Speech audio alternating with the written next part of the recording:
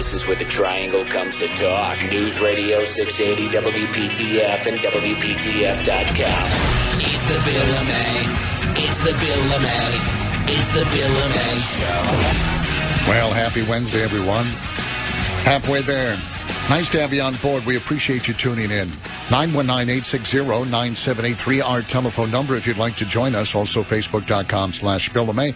You know, befriend us, like us, offer your 2 cents, post issues you'd like us to talk about. All of that is there for you to use, and I hope you do.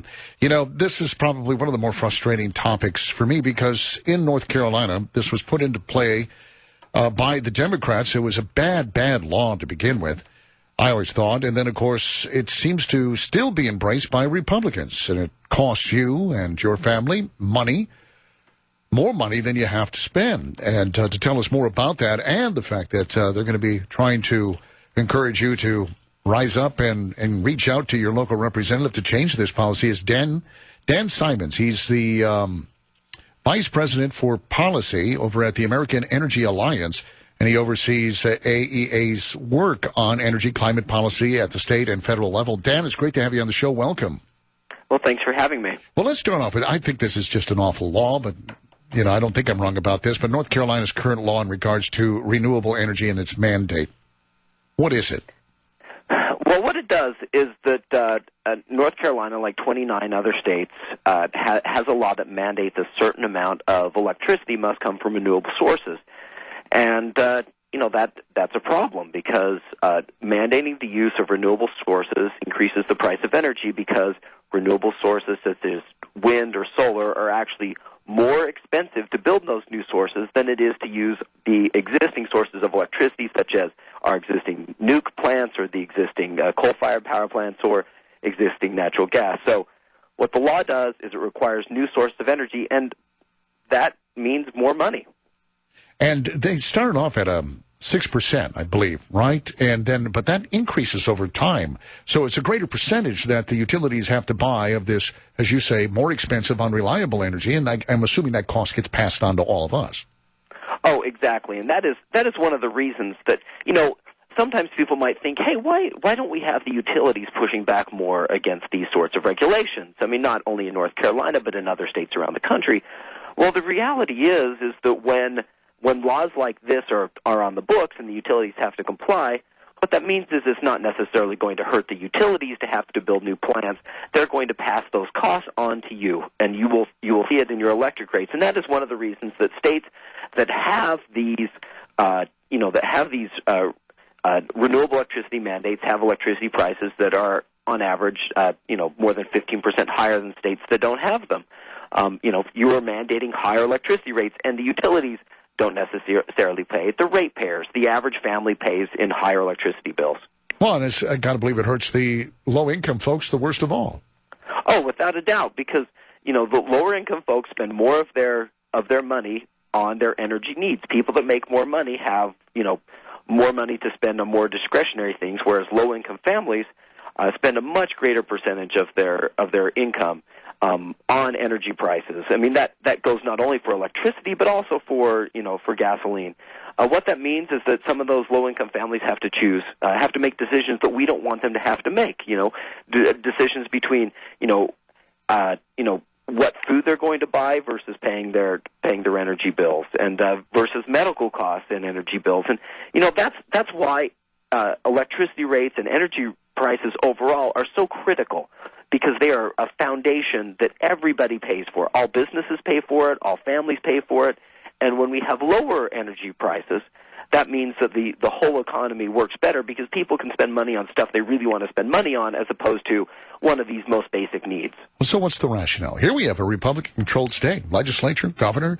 They continue to embrace this. It's been very difficult. I know they tried, I think, last session, a year or so ago, to cap it anyway. What's the problem here? What's the rationale? Well, the problem is it sounds so good. I mean, it really just like, well, what's wrong with renewable energy? And the point is that, well, nothing's necessarily wrong with renewable energy. That's not the issue.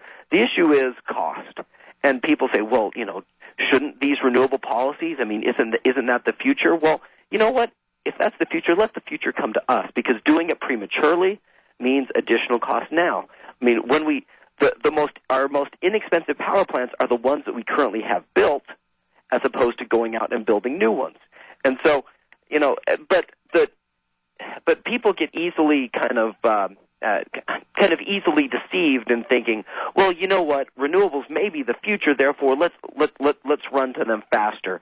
Who can really be against renewables? Well, you know what, the price really matters. Well, it does. And I'll tell you what, if the state wants to get into this kind of business, I wish they would mandate everybody listen to my radio program.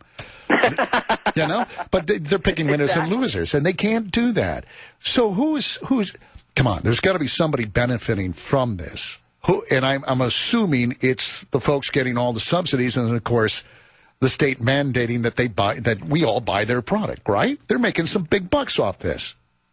Exactly, because, and they're making the money now as opposed to, maybe making the money later. There are not only state mandates like this, but they get coupled with federal subsidies, which means that, if you're a wind producer, not necessarily that North Carolina has the world's greatest wind resources, because that's out in the Midwest where the wind comes rolling down the plains, as we know.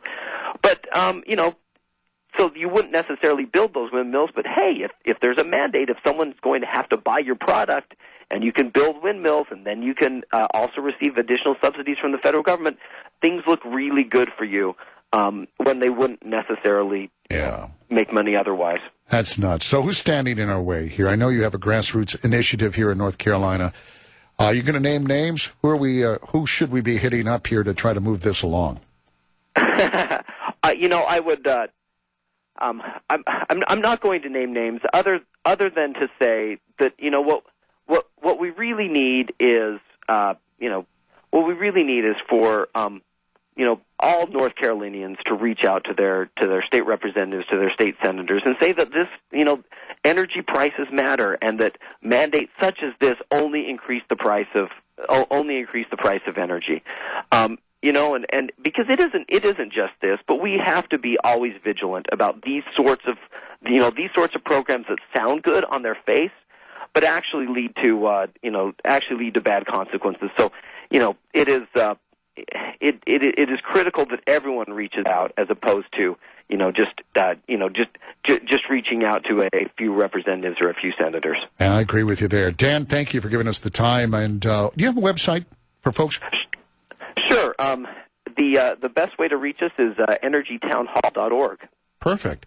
Well, Dan, I appreciate the insight. Go get them, because we need whatever you can do. I appreciate it very much. Thank you.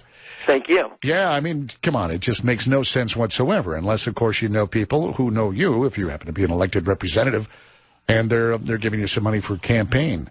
But it makes no sense. There's no upside for you, the consumer, for the utility company, for even the environment. None. Zip, zero, nada. A lot of money, though, for those who are putting up the solar and wind.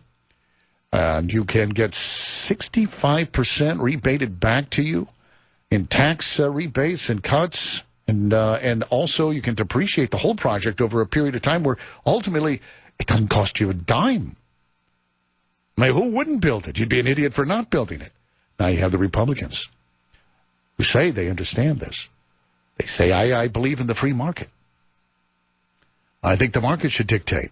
Because, quite honestly, if you're a humble person and not on the take, you realize you have no way of knowing what the market really wants.